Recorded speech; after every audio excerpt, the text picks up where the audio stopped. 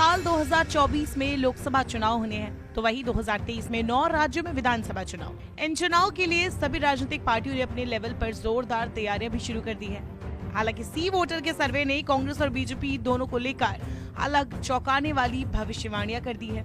सी voter का अगस्त 2022 और जनवरी 2023 में आया सर्वे भले ही बीजेपी की 2024 में जीत ही बता रहा हो, लेकिन ये भी साफ दिखाया गया है कि कैसे 6 महीने के अंदर किए गए दोनों सर्वे में कांग्रेस की हालत अच्छी होती नजर आ रही है। कुछ राज्यों में तो दावा भी किया जा रहा है कि कांग्रेस आगामी विधानसभा चुनाव में अच्छा परफॉर्म करेगी, मतलब जीतने के चांसेस भी ज्यादा है। बात कर लेते हैं महाराष्ट्र की। कहा तो ये भी जा रहा है कि सत्ता परिवर्तन की शुरुआत महाराष्ट्र से ही हो सकती है और फडणवीस शिंदे गठबंधन को तगड़ा झटका भी लग सकता है।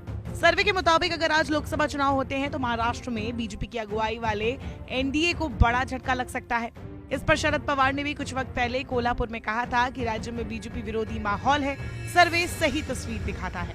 भले ही बीजेपी ने राज्य में मिशन 45 की घोषणा कर दी है, लेकिन सी वोटर के सर्वे में यूपीए को 48 में से 34 पर जगह मिलने की बात कही गई है, जबकि साल 2019 के लोकसभा चुनाव में यूपीए को महाराष्ट्र में केवल 5 सीटें मिली थी।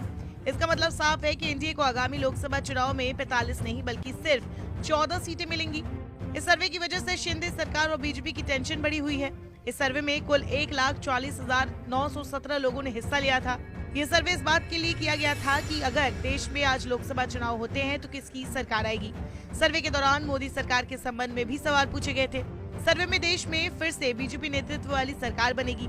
मोदी सरकार बीते 9 सालों से सत्ता पर काबिज है और 67% लोगों ने उनके काम को सही बताया है। वे अगर बात करें सी वोटर के अगस्त 2022 में हुए सर्वे की, तो इसमें यूपीए को 47% वोट मिलते दिखाए गए थे और गठबंधन की सीटों की संख्या भी बढ़कर 30 हो गई। 6 महीने बाद ही अगले सर्वे में वोट प्रतिशत में 1% की बढ़त हुई तो लोकसभा सीटों की संख्या 4 अंक बढ़कर 34 पर पहुंच गई। ये ध्यान खींचने लायक है। महाराष्ट्र में करीब 6 महीने पहले एकनाथ शिंदे ने शिवसेना से बगावत कर ली थी। इसके बाद राज्य में सत्ता परिवर्तन हो गया, लिहाजा उद्धव ठाकरे को सीएम पद से इस्तीफा देना पड़ा था। महाराष्ट्र में फिलहाल महानगर पालिका चुनाव की तैयारियां भी शुरू हो गई है। हालांकि लोकसभा चुनाव के लिए कराए गए सी वोटर के सर्वे के नतीजे सामने आने के बाद राजनीतिक हलकों में कई लोगों की भौहें तन गई है।